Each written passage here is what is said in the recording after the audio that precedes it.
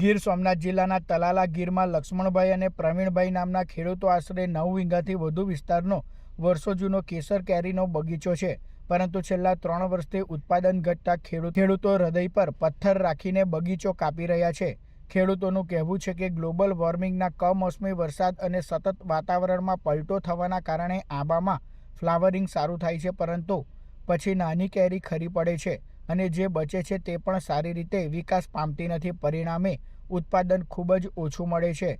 દર વર્ષે દવા અને મજૂરી પાછળ 70 થી 80 હજાર રૂપિયા ખર્ચવા છતાં પૂરતું ઉત્પાદન મળતું નથી, જેના કારણે ખેડૂતો હવે આંબાવાડી ઉજ્જડ બનાવી રહ્યા છે। માત્ર 1-2 નહીં, પરંતુ તલાલાના વિવિધ ગામોમાં આ પ્રકારના દ્રશ્યો જોવા મળી રહ્યા છે। આંબાવાડીમાં નુકસાની બાદ હવે ખેડૂતો મગફળી, અડદ, મગ, બાજરી, ઘઉં અને ચણા જેવા પાકોની વાવેતર માટે પસંદગી કરી રહ્યા છે। એટલે 3 વર્ષથી કોઈ ઉત્પાદન થયું નથી, એના લીધે અમે બગીચો કટિંગ કરીએ છીએ અને તકરીબન અમે 1.5 થી 2 લાખનો ખાતર, દવા માંડીને બધો ખર્ચો કરીએ, પણ 1 રૂપિયાની માથે આવક મળતી નથી અમને।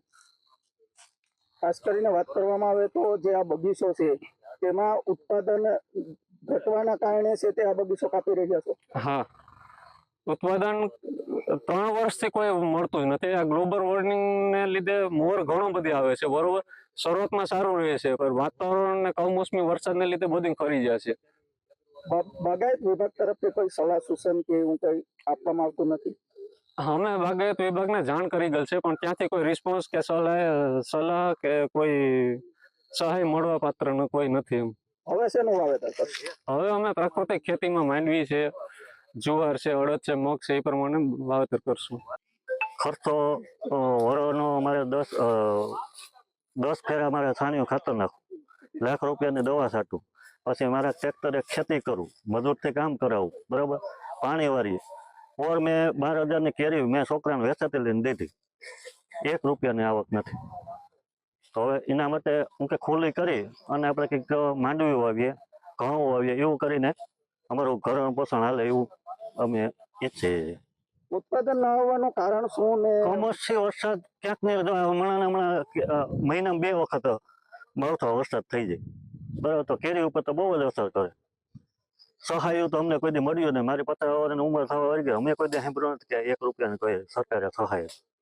બાગાયત વિભાગ દ્વારા કઈ સલાહ સૂચન આપવામાં આવે છે? નહીં, કોઈ નથી આવતું, એટલે તો અમારે મજબૂરી કરવું પડે, બાકી અમે થોડાક કરીએ। કેટલા વર્ષની ઉંમરનો આ બગીચો હતો?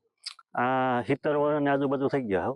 આ અંગે તલાલા બાગાયત અધિકારી વિજયસિંહ બારડે જણાવ્યું હતું કે છેલ્લા કેટલાક વર્ષોમાં ગ્લોબલ વોર્મિંગની સ્પષ્ટ અસર જોવા મળી રહી છે।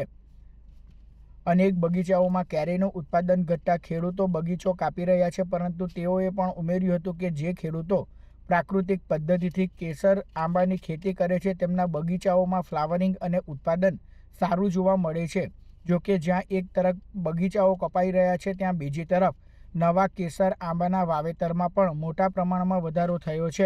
ગીર સોમનાથ જિલ્લાની વાત કરું તો લગભગ 500 થી 700 વીઘા અથવા તેનાથી પણ વધારે વિસ્તારમાં નવા આંબાનું પણ સાથે સાથે વાવેતર છે।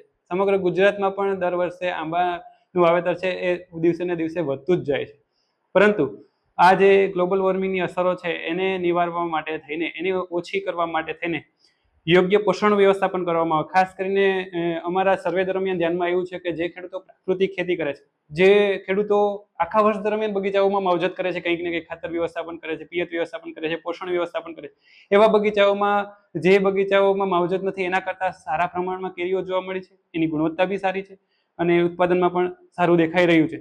પરંતુ હવે આપણે આ જે કમોસમી વરસાદો છે કે માવઠા છે એનાથી ટેવાવું જ પડશે, બીજો કોઈ વિકલ્પ જ નથી। કારણ કે આ જે માવઠાની અસરો છે બીજા પાકો પર પણ જોવા મળે છે। આંબા સૌથી અગત્યનો પાક છે, કેસર કેરી આપણા જિલ્લાનો સૌથી મહત્વનો પાક છે, આની પર તો છે, સાથે સાથે બીજા પાકો પર પણ આની અસરો છે જોવા મળે છે। તો આપણે આની હાઇટ નાની કરવામાં આવે, નવીનીકરણ કરવામાં આવે, અથવા તો ટ્રેનિંગ પ્રુનિંગ કરી અને યોગ્ય પોષણ વ્યવસ્થાપન કરવામાં આવે તો આપણે આંબાને બચાવી શકીએ। કટિંગ કરવું એ આપણો કોઈ પેલું નથી, કટિંગ કરવાથી કંઈ આપણે સોલ્યુશન નહીં આવી શકે। કટિંગ કરીને પણ ખેડૂતો 2 વર્ષ પછી પાછા નવા જ આંબા રોપશે, બરાબર છે। અત્યારે ખુલ્લી ખેતીમાં ઘણા બધા પ્રશ્નો આવે છે, મજૂર નથી મળતા, વાતાવરણ સાથ નથી આપતું, દવા ખાતરો બિયારણો મોંઘા થઈ ગયા છે, તો બાગાયત તરફ ખેડૂતો દિવસે ને દિવસે વધતા જાય છે। તો કટિંગ કરવાને બદલે યોગ્ય માવજત કરીએ, પોષણ વ્યવસ્થાપન કરીએ તો આપણા આંબાવાડીને નફાકારક બનાવી શકીશું।